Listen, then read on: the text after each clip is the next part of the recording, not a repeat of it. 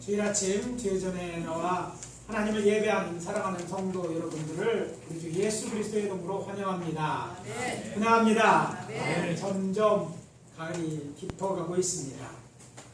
이번 달 말에는 우리 민족의 명절인 추석이 있습니다.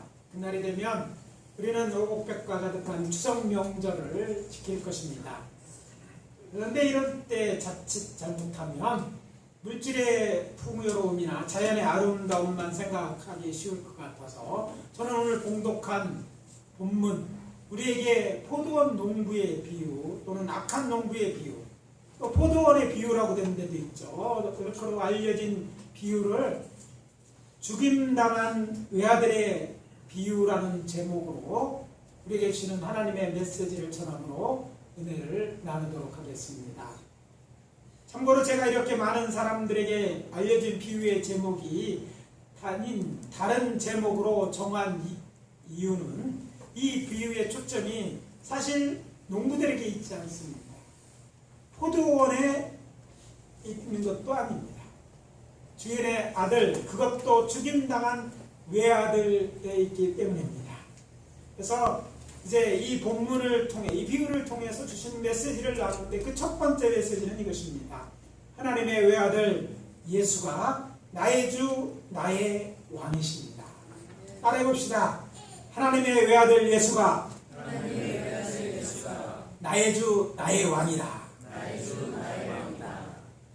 누구의 주예요? 나의 주, 나의 왕. 한번 자기를 이렇게 하면서 얘기합시다.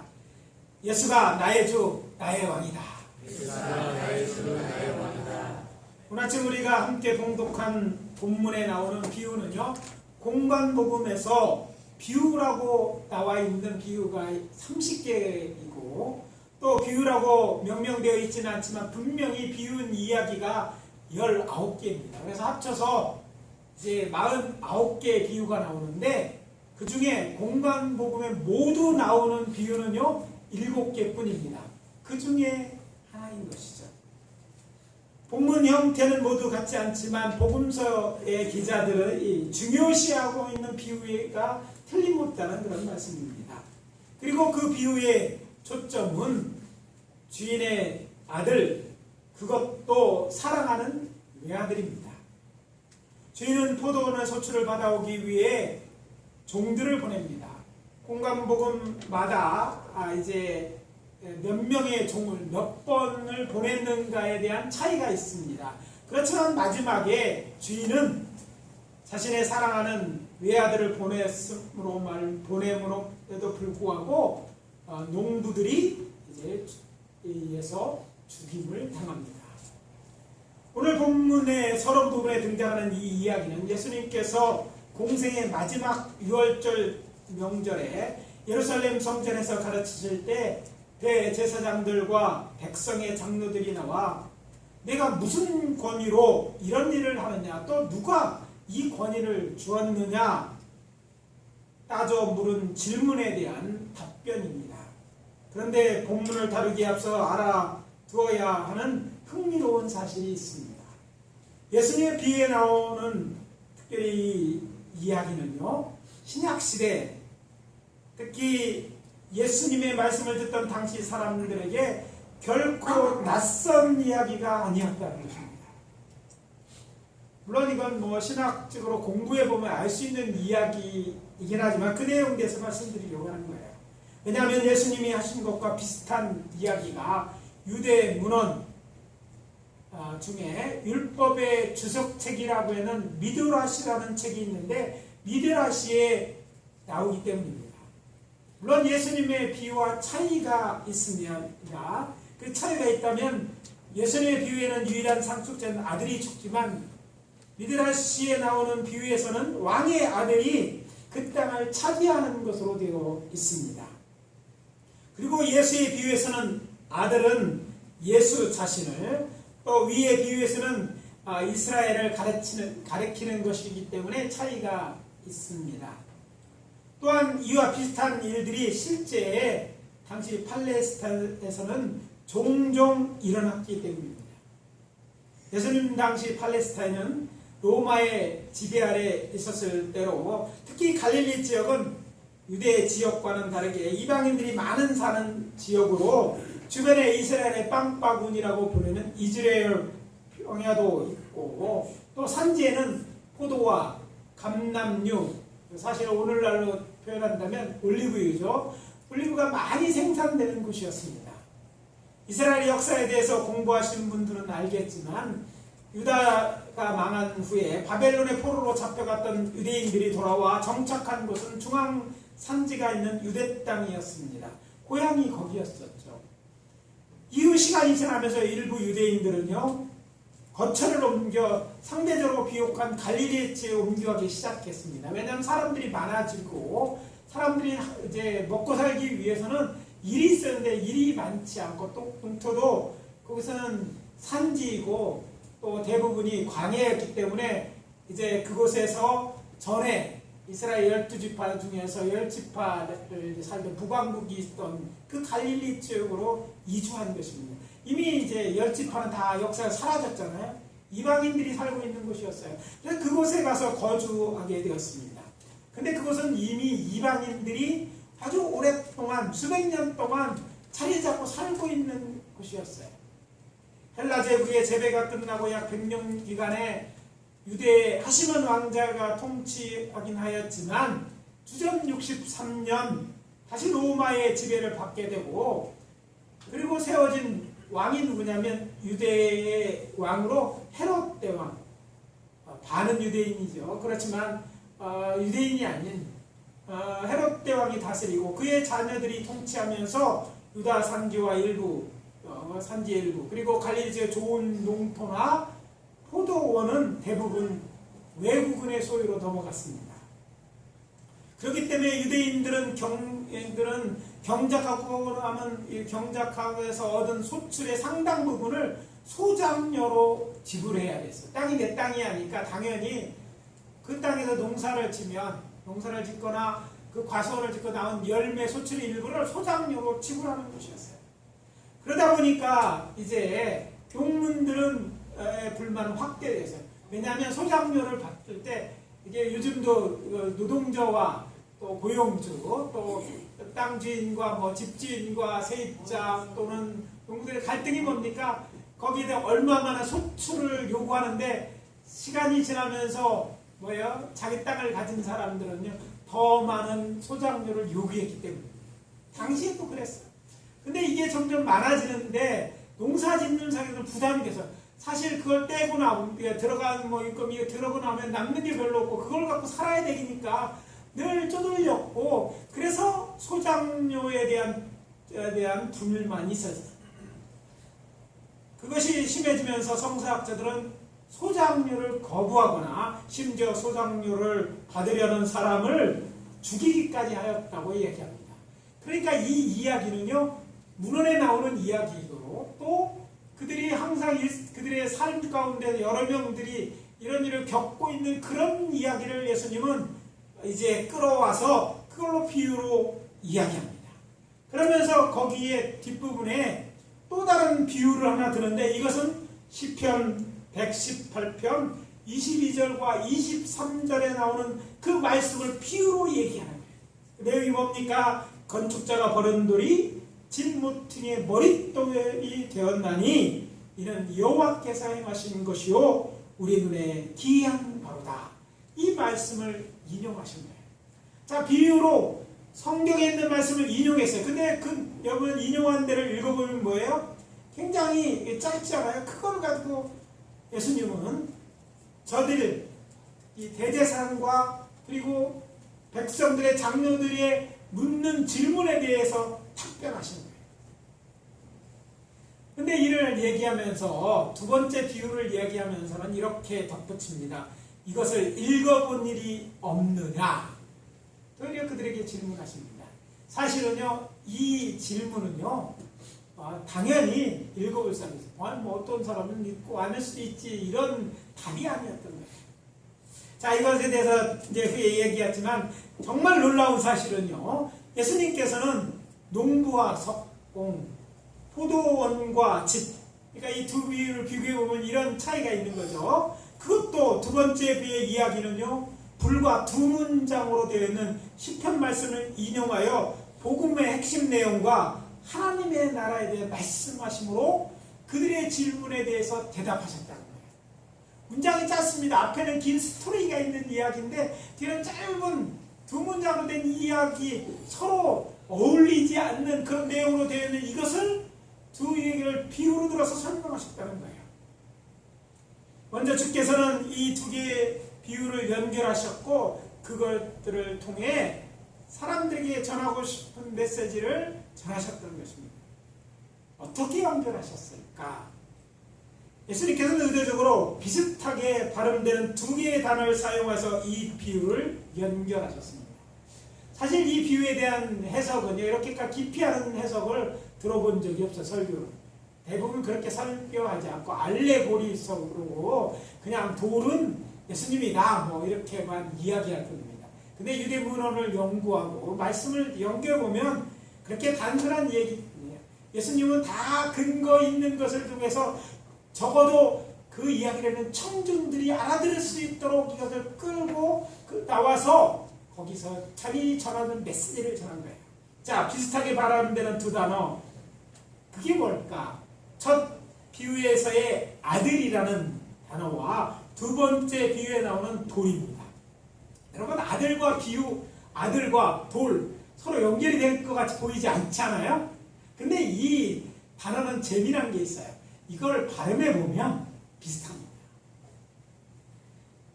히브리어 아들은 벤입니다. 타고 다니는 벤이 아니라 벤이에요. 그래서 외국 이름들 벤자민, 벤, 무슨 아비가 벤, 아브라함 등등 한 것은 누구누구의 아들이라는 뜻이거든요. 벤이에요. 쉽잖아요? 벤인데 돌은요, 히브리어는 그렇지 않지만 아람어로 보면 아람에는 이벤입니다. 근데 여기서 기억해야 될 것은 거기에 그 자음이 있었는데 자음이 묵으면 소리가 나지 않는 자음에 아주 약하게 되는 모음이 붙어 있어요. 그래서 이 모음을 아주 약하게 발음하기 때문에 발음할 때 이 에라는 말은 들리지 않습니다. 대신 똑같이 벤처럼 들리는 거예요.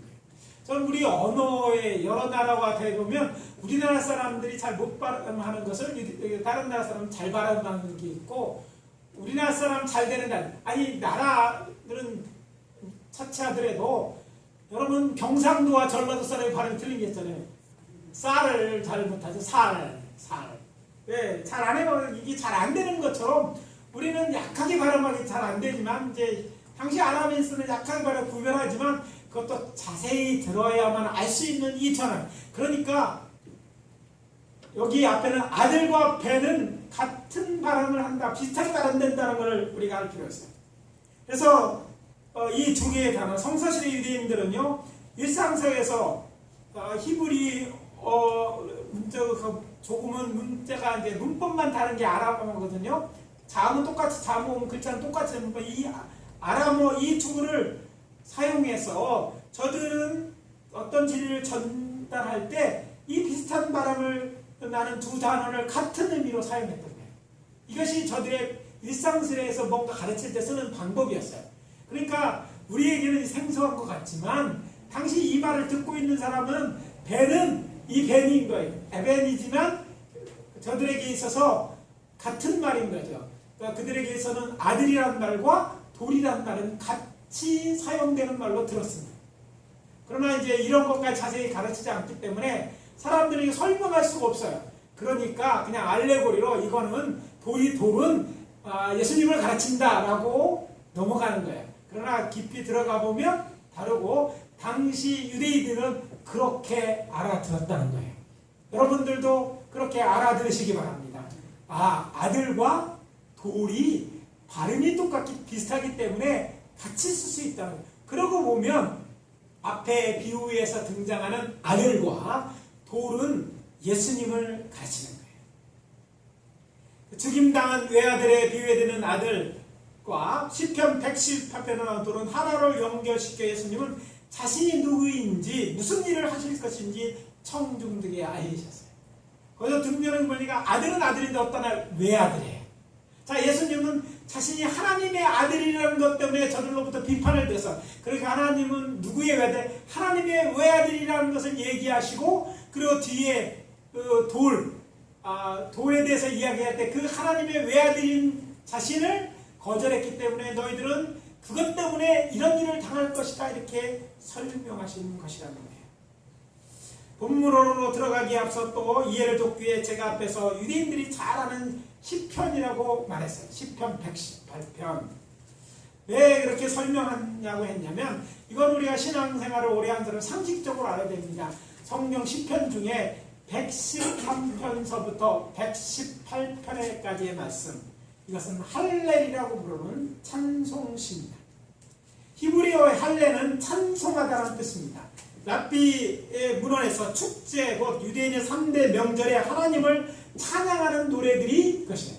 여러분이 찬송가 우리는 많이 있어서 잘 외우지 못하지만, 물론 젊은이들은 찬송가에 다 어느 정도 외우는 분도 계십니다.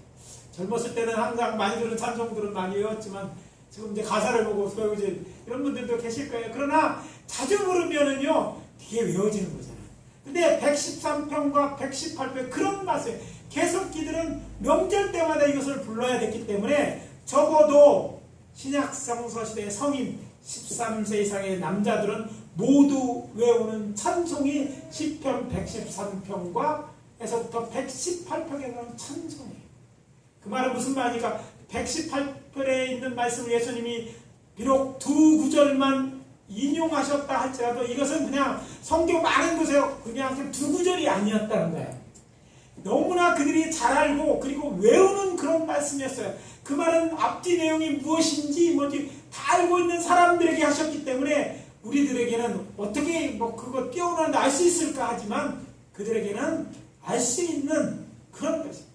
심지어 유대인의 명절 절기 때 예루살렘 성전에 가지 않더라도 회당에서 할렐이 일으켜졌던 것을 통해서 볼 때, 이것은요 유대인 전체가 알고 있는 찬송이었어요. 여러분 전체가 알고 있는 찬송 어떤 거 있는지 모르겠어요. 우리 찬송 중에 어떤 걸 것 같아요? 네? 예수 사랑하시는 거. 이거 좀 착한 사람이 아는. 예? 그리고 오늘 불렀던 찬송 많이 아는 찬송일 거예요. 나 같은 죄인 살리신, 모르는 사람이 없죠. 예?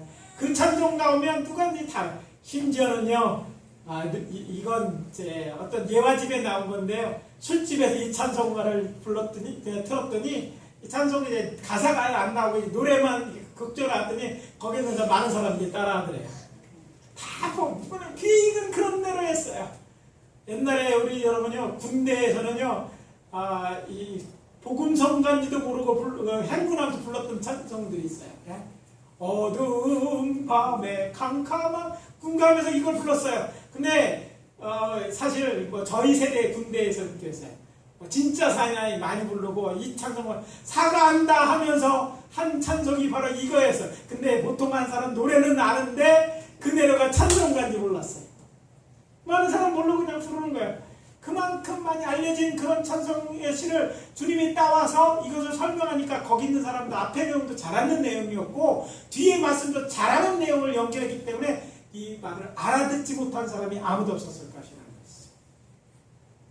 예수님께서는 이렇게 죽임당한 외아들, 아무런 관계없는 건축자의 버림도 집 모퉁이의 머릿돌이 되었다고 자신을 얘기하십니다. 그렇다면 집 모퉁이의 돌은 돌인데 머릿돌이 되었다는 것은 무슨 뜻이 있습니까? 그 비밀은 이것입니다. 유대인 랍비들은, 건축자들은 이새와 사무엘을 이제 건축자들로, 또 버림돌은 다윗이라고 가르쳤어요. 그러니까 이건 이미 유대인들이 가르치던 내용이에요. 왜 그렇게 가르쳤을까? 다윗은 목동이었지만 나중에 뭐가 됩니까? 왕이 되었는데, 사무엘이 이새의 아들 가운데 왕을 택하려고 이새의 집에 왔을 때 이새는요 다윗은 왕감이라고 생각하지 않았어요. 그래서 보여주지도 않고 대신 형들이 너는 가서 양이나 치고 있어, 밖에 나가 있었다니까요. 막내를 왕이 될 사람으로 전혀 생각하지 않았다는 거죠. 이새는 다윗을 무시했으나 결국 그가 누가 뽑혀요? 그가 왕으로 뽑혔고 모든 왕들 가운데 가장 뛰어난 왕이 되었어요. 누가 그렇게 했어요? 하나님이 정하신 거예요. 사무엘상 16장 1절에 3절에 보면 여호와께서 사무엘에게 자신은 사울을 버렸다고 말하고 이새의 아들 중에 한 왕을 보았다 말씀하십니다. 이 말씀을 연결해 보면 유대인들의 랍비들이 왜 이렇게 가르쳤는지 알 수 있습니다. 또한 율법의 주색책인 앞에도 말씀드렸죠. 미드라시는 다윗이 모퉁이의 돌이 되었다는 것은 그가 열왕 가운데 가장 뛰어난 왕이 되었음을 말한다고 기록되어 있습니다. 우리나라에서 전통적으로는 집을 짓 때 흙 위에 짓습니다. 다른 나라 다 똑같은 것이 아니에요. 유대 나라에서 성서시대의 사람들이 집 짓는 것은요, 우리처럼 흙 위에 짓는다고 생각하지 마시고 그들은 반석, 돌 위에 지었습니다. 왜냐하면 유대인들이 많이 사는 이 중앙산지는요, 안에가 다 석회암 지대입니다. 그리고 흙이 얇았기 때문에 조금만 타면 흙이 드러났어요. 그래서 이제 성지순례를 가거나 여행하다 보면 대부분이 바위산들이에요. 흙이 있는 곳이 많지 않아요. 흙이 얇게 돼 있어요. 심지어는요, 사람을 매장하려고 흙을 파면 그 흙이 깊기 때문에 그 성 뼈가 길에 드러나고 뭐 이런 게 흔한 일이에요. 그래서 명절이 될 때 대제사장은요, 사람들에게 명령해서 그런 사람의 뼈 같은 것을 만지면 부정하지 않다고 해치를 하러 다니도록 했던 것을 알게 됩니다. 그만큼 흙이 얇기 때문에 유대인들은 집을 질 때 흙에다 짓는 게 아니라, 왜냐하면 대부분이 바닥이 단단한 바위였기 때문에 바위에 짓는데, 여러분 흙으로 집 질 때 가장 옛날 집 질 때 생각하시는 거, 옛날 기와집 같은 생각해 보세요. 뭐가 제일 중요하냐면 주춧돌이 중요해요. 흙 위에 자꾸 들어가니까 그걸 이렇게 단단하게 다진 후에 주춧돌로 그 위에 나무 기둥을 세워서 집을 졌어요. 잘 모르시는 분은 기와집 한번 가보시면 그 둥그렇게 집을 세울 때 그 주춧돌이 나요. 그러면 다 바위로 돼 있는 데에서 집을 질 때 중요한 게 뭡니까? 모퉁이돌입니다. 다 돌로 짓는 거예요.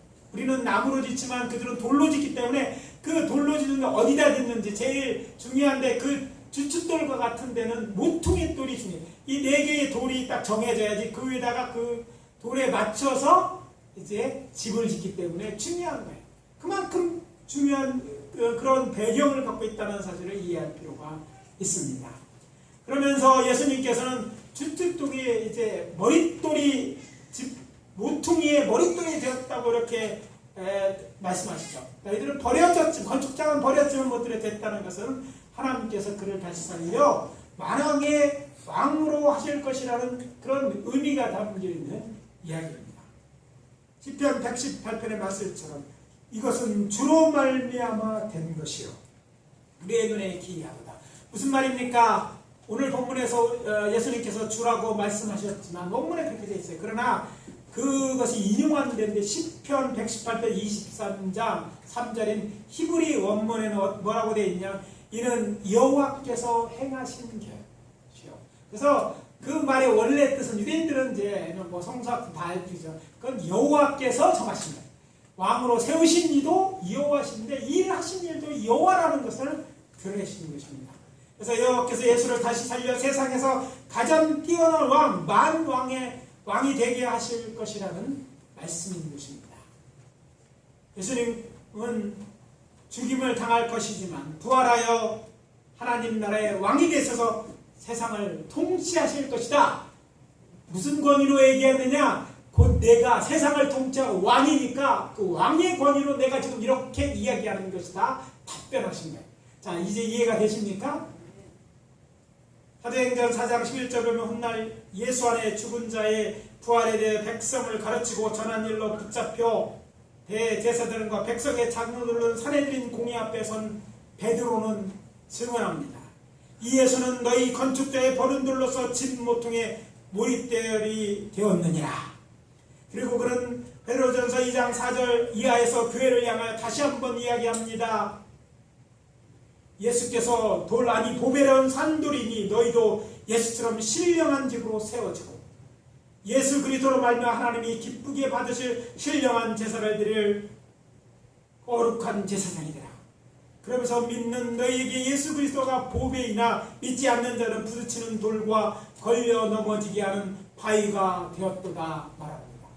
바로 이 얘기를 들어서 교회들에게 설명하고 있는 거예요. 사도 바울도 에베소 교회를 향하여 이렇게 말합니다. 너희는 사도들과 선지자들의 터 위에 세우심을 입은 자라. 그리스도 예수께서 친히 모퉁이 돌이 되셨느니라. 에베소서 2장 20절입니다. 초대교회에서 이 말씀은 예수가 누구인지, 예수가 죽었다 부활하신 것을 증거하는 가장 중요한 말씀으로 사용되었다는 거예요. 그냥 이것은 알레고리적으로 이렇게 설명했다는 것을 이해하는 것이 아니라 너무나 우리가 잘 분석해서 알아야 되는 거예요. 왜? 이것이 분명하게 예수님이 하나님의 아들로 죽임을 당하지만 세상을 위해서, 우리의 죄를 위해 죽으러 오신 분이기 때문에 하나님께서 다시 살리실 것이라는 확실한 증거가 되는 말씀, 그러니까 우리 복음의 키가 되는 그런 말씀이기 때문입니다. 하나님께서 오늘 본문을 통해서 그렇다면 우리에게 주시는 메시지는 무엇입니까? 예수님께서는 일반적으로 포도원 농부의 비유와 시편 118편에 나온 짧은 기를 연기하셔 자신이 하나님의 보내신 아들, 그것도 사랑하는 외아들이며 사람들에게 버림받아 죽을 것이나 부활하여 자신이 진정한 하나님의 나라의 왕일 것을 증명하실 것이라는 말씀입니다. 하나님의 외아들 예수가 나의 주, 나의 왕이십니다. 이 말씀이 이해가 됐고 그렇게 믿어지는 분들만 큰 소리로 아멘. 둘째, 하나님의 나라는 열매 맺는 백성에게 주어집니다. 따라해 봅시다. 하나님 나라는 열매 맺는 백성에게 주어진다. 누구에게? 열매 맺는 백성에게 주어집니다. 하나님의 나라. 믿음으로 간다고 했는데, 여러분, 믿음으로 간다는 말 속에는요, 정말 믿는 자들이 간다는 말이고, 정말 믿는 자는지 아닌지 어떻게 아느냐? 열매를 통해서 안다는 그런 함축된 내용이 포함되어 있는 거예요. 이 메시지는 예수님께서 제사장과 장로들을 비롯하여 예수님의 제자들, 그리고 유월절을 지키려고 예루살렘에 자주에서 말 듣던 모든 사람들에게 예수께서 직접 하신 말씀입니다. 본문 43절입니다. 그러므로 내가 너희에게 이르노니 하나님의 나라를 너희는 빼앗기고 그 나라에 열매 맺는 백성이 받으리라. 예수님께서는 앞에서 말씀드린 메시지를 전하실 뿐 아니라 저들에게 하나님 나라는 누가 들어가고 누가 못 들어가는지 분명하게 말씀하신 것입니다. 못 들어가는 사람이 누굽니까? 예수님은 말씀하십니다. 너희는 빼앗기고, 본문에서는 누구입니까? 너희는 당시의 대제사장과 백성들의 장로를 가리킵니다.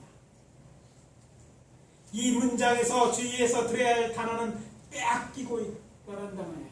너희는 빼앗겼다는 말은 이전엔 너에게 자격이 있어나 지금은 아니라는 말이기 때문입니다. 그렇다면 저들이 하나님의 나라를 빼앗긴 이유가 무엇입니까? 하나님의 나라의 왕이신 예수를 믿지 않고 거절하고 그래서 버렸기 때문입니다. 아니, 죽여버려서요.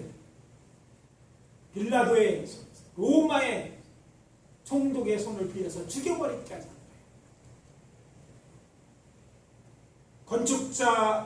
건축자들, 곧 집을 짓는 석수 또는 석공들이 어떤 돌을 집을 때 결정할 때 이제 중요한 게 모퉁이 돌이에요. 그 모퉁이 돌을 고르는 게 중요해요. 그것을 어떤 돌을 쓸 것인지 아닐지를 누가 결정해? 그 석수가, 우리나라 가면 대목수가 모든 걸 결정하듯이 이 건축자들이 결정해요.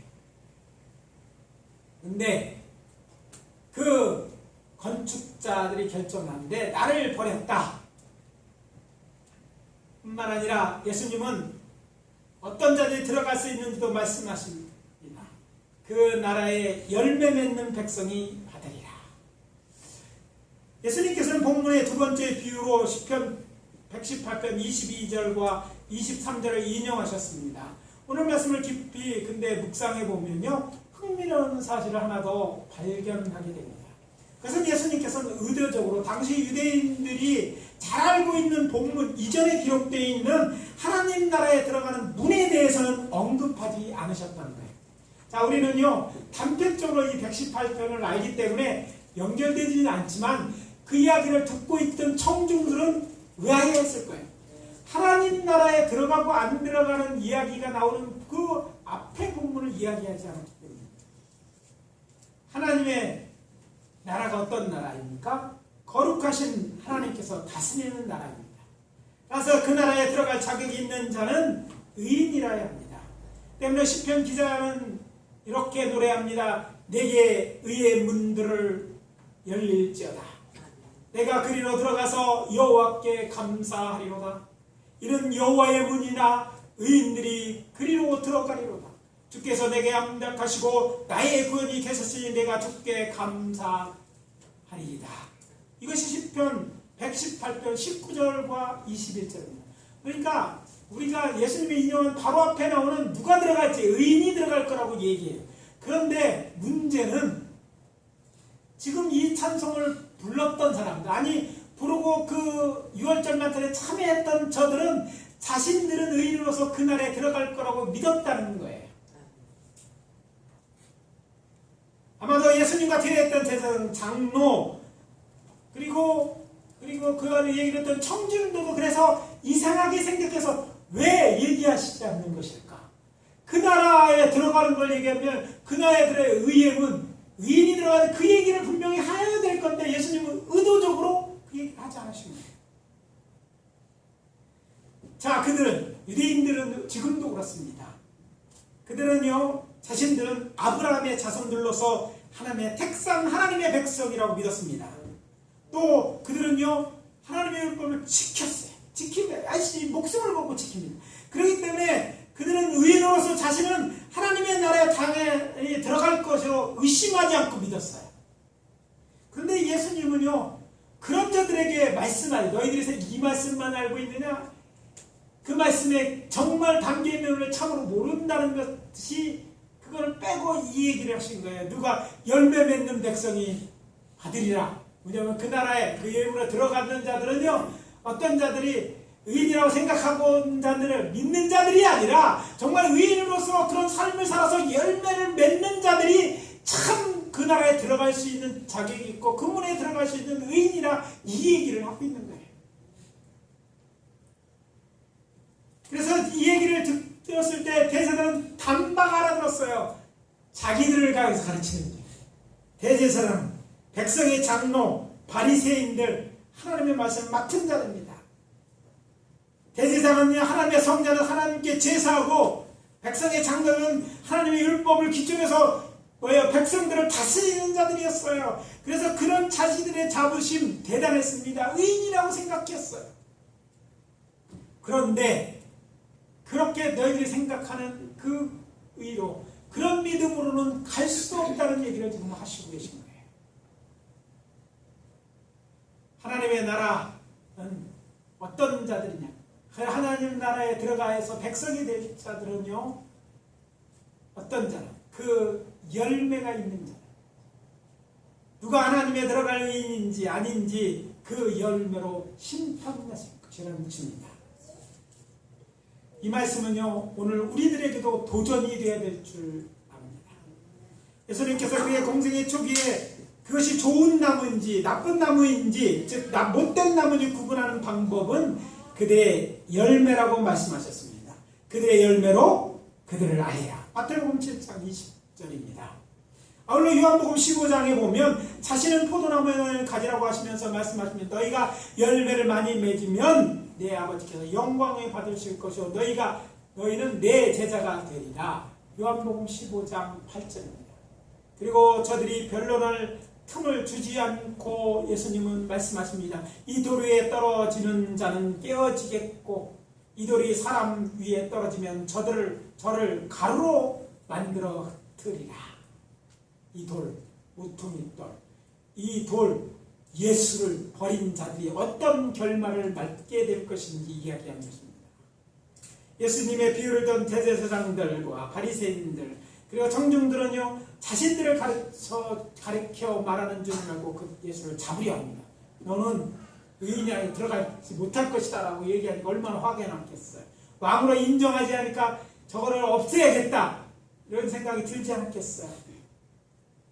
그러고 보니 저들은 며칠 전 안식일 첫날, 안식구 첫날 오후에 예수님께서 나귀 새끼를 타고 감난산 피딱길을 내려올 때 다른 무리들이 따르면서 종려나무를 흔들고 호산나 찬송하며 입성할 때 나와봤지 않았습니다. 예수가 자신들의 왕이라고 생각하지 않았기 때문에 나귀 새끼를 타시는 것과 종려나무 흔드는 것, 호산나 천으로 모두 선지자들이 예언한 장차 오실 왕 메시아의 증표이었음에도 불구하고 그리하지 않았다는 것, 저들의 왕으로 예수님을 인정하지 않았다는 거예요. 즉 저들은요 예수님을 자신의 왕임에도 불구하고 버리셨다는 것입니다. 그러니까 저들은요 하나님의 차지하는 당신의 나라, 하나님 나라의 백성이에요. 왕을 인정하지 않는, 왕을 자기의 주로 인정하지 않는 자가 어찌 백성이 될 수 있겠어요? 그렇다면 우리는 어떻습니까? 예수님이 선포하신 복음을 듣고 하나님의 나라의 왕이신 예수님은 나의 주 나의 하나님을 믿는 사람들입니다. 아멘입니까? 네. 나의 주 곧 나의 왕으로 모신 하나님의 백성으로 예수의 일을 힘입어 영원한 하나님에 들어갈 의인들입니다. 근데 우리의 의는요 어떤 의입니까? 믿음에서 나는 의입니다. 사실 유대인들처럼 율법을 지키고로 나는 의가 아니에요. 우리는 믿음으로 나뉘어요. 그런데 구원을 얻을 수 있는 믿음은요 그런 믿음을 통해서 얻는 것인데 행함 있는 믿음이라야 합니다. 똑같아요. 당시 대제사장들은 율법을 해서 의인이라고 생각하고 의롭게 살려고 의를 행하려고 했던 사람들이지만 예수를 인정하고 그들이 열매가 의인으로 인정되지 못했던 것처럼 오늘 믿는다고 하면서도 그 믿음대로 믿는 그 하나님의 말씀대로 살지 않는 그 사람들도 믿지 않으므로 열매를 맺지 못하고 그렇게 열매가 없다면 아무리 그들이 예수를 나의 주 하나님으로 믿는다고 생각할지라도 구원받지 못합니다. 대제사장인데도 불구하고 말씀을 맡은 자들이고 백성들을 가르치는 율법을 지키는 자들이었음에도 그 나라 백성으로 인정되지 못했던 것처럼 우리가 믿는다고 하면서 교회 나오고 이렇게 이야기하지만 우리의 믿음이 정말 참 믿음인지 우리의 행함이 뒤따르고 그 행함에 대한 결과로 열매가 있지 않으면 그 믿음은 헛것이고 그 믿음으로 구원을 얻지 못합니다. 주님께서 괜히 내가 너희 주의 이름으로 병자도 고치고 이런 일을 했느냐 얘기했던 나는 너를 모른다고 말씀하신 얘기가 아니에요. 모든 심판의 기준은요 나쁜 나무, 못된 나무와 좋은 나무의 기준이 열매였듯이 그 기준은 열매입니다. 행함이 따라야 진짜 믿음입니다. 예수의 동생이자 초대 예루살렘 교회의 감독이었던 야고보는 말하자면 행함이 없는 믿음은 그 자체가 죽은 것이다. 야고보서 2장 17절입니다. 사람의 생각이나 동의만으로 충분하지 않다는 것입니다. 여러분 이 점을 놓치지 말아야 돼요. 행함이 있는 믿음에는요 열매가 반드시 따르기 때문입니다. 열매가 있다는 것은요 그 믿음이 가짜가 아니라는 걸 증명하는 것입니다.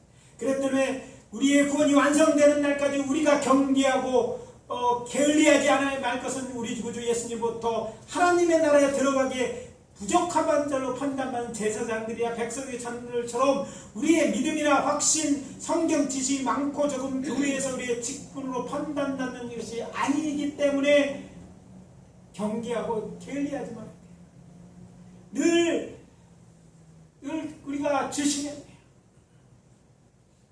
그들은 구원받을 수 있었으나 지금은 아닌 자로 버려졌던 것처럼 우리는 구원받을 믿음 처음에 있었던 그 믿음이 사라져서 결국 행함이 없는 열매가 없다면 우리도 저들처럼 예수를 인정하지 않은 버린 자처럼 인정되어서 결국 하나님에 들어가지 못할 것이기 때문입니다. 하나님의 나라에 들어갈 의인인지 아닌지 삶의 열매로 판단받을 것입니다. 그러므로 말씀드립니다. 하나님의 나라에 열매 맺는 백성이 되십시오. 여러분이 정말 구원받았느냐? 믿음이 진짜인 자가 여러분의 삶을 돌아보고 믿는 자답게 살고 있느냐? 그래서 내가 얻은 결실이 무엇이냐? 이것이 있다면 여러분의 믿음은 참이고 구원받을 수 있는 믿음은 진실하고 또 구원받게 될 것입니다. 언제 죽어도 상관없어요. 그러나 아리송하다면. 그래서 제가 늘 말하지 않습니까? 저러요 헷갈리게 하지 말라. 장례식장에서 구원받았는지 잘 모르겠습니다 말하지 말게, 헷갈리게 하지 말라 그러는 거예요. 하나님이 판단하실 거라는 그런 얘기도 하지 말게 하십시오. 저분은 구원받았습니다. 그러니까 우리가 그 장례식이 슬픔이 아니라 언젠가 천국에 들어가셨고 다시 만날 것이니까 기쁨의 축제가 되도록 해야 합시다. 이렇게 말할 수 있는 성도들이 되시라는 거예요. 내가 한번 미국에 있을 때 장례식에 참가했어요. 털사 감리교라는 장례식, 모르는 장례식에 참석했어요. 근데 그 장례식장은 우리가 알고 있는 장례식장이 아니었어요. 완전히 축제였어요. 막 노래 부르고 찬태로 춤추고 찬송하고, 상주들은 저 있고, 미국은요 장례할 때요 여러분 이 앞에 강단 앞에 이렇게 관을 놓습니다. 그리고 관도 우리처럼 다 묶어서 안 보이게 냄새를 꽉꽉 닫는 게 아니라 관뚜껑을 딱 열어놓습니다. 모르신 분들이 계시는 것 같아요. 형제문자매 장례식 참여를 아시죠? 그래서 하반신은 보이지 않고 상반신만 반을 열어놓습니다. 다 화장해서 평소에 입던 옷을 그대로 놓고 들어요. 다 보는 거예요. 그런데 그 시체를 앞에 놓고 그들이 막 노래 부르고 막 춤추는 거예요. 그런 많은 사람들이, 정말 신앙이 있는 사람들이 증거된 사람이었어요. 얼마나 많은 사람들이 그 장례식에 참여하면 헬기가 뜨고 경찰 사이드카서부터 많은 사람들이 낮에 드리는 그 예배에 참석했어요. 그러면 다들 한데가 저는 확실히 신자답게 살다가 이렇게 살기 좋고 다들 증거하는 거예요. 여러분 그런 멋진 인생을 사시는 마지막 때 누가 봐도 천국에 들어가 우리 같이 만날 우리의 그 믿음의 식구라고 인정받을 만한 분들이 되십시오. 아리송하게 믿지 말라는 거예요. 그럼 어떻게 믿으니까 여러분은 자신의 믿음의 열매가 없다면 지금부터라도 믿음의 열매를 맺으신 거예요. 여러분의 주일날 나오는 것, 오는 것, 이 주일 예배 참석 하나하나도 여러분의 믿음의 열매인 줄 믿습니다. 나는 하나님을 믿는다고 주일날 예배 나오지 않습니까? 그가 믿음이 있다고 누가 인정해 주겠어요? 그 결과는요, 하나님을 믿는다고 안 나와. 하나님 말도 안 듣는데 어떻게 하나님을 주라고 믿는 자로 인정해 주겠어요? 열매가 없는 거예요. 어때 복음을 전하지 않으면서 하나님의 열매 맺기를 기대하십니다. 다시 말씀드립니다. 하나님의 나라 열매 맺는 백성이 되십시오. 그래서 꼭 하나님 나라에서 만나는 저와 여러분 되어주시기를 예수 그리스도의 이름으로 축복합니다. 네. 축복합니다. 다 같이 기도하겠습니다. 아버지 하나님 주의 은혜와 사랑을 감사합니다. 지금 당의 아이들의 비유를 통해서 우리들에게 너희도 저들처럼 대제사장과 율법을 잘 알고 있고 행했다고 하는 바리새인들과 이들처럼 의인이라고 생각하지만 하나님을 섬기고 그리고 하나님을 믿는다고 하지만 믿지 않는 자들이었던 저들 같지 아니하고 믿음이 인정되는 자로 행함을 통해서 열매 맺는 자 되라고 이 말씀을 주신 줄 믿습니다. 끝까지 아버지 하나님 주님 부르실 때까지 열매 맺는 저희들 되게 도와주시고 우리의 열매를 통해서 하나님 영광을 받아 주시옵소서. 네. 우리의 삶을 통해서 주가 우리의 하나님 되심과 주가 우리의 주인 되시고 우리가 그 나라를 소망하고 있으면 그 나라 백성됨을 나타낼 수 있도록 도와주시옵소서. 예수 그리스도 이름으로 기도합니다. 네. 아멘.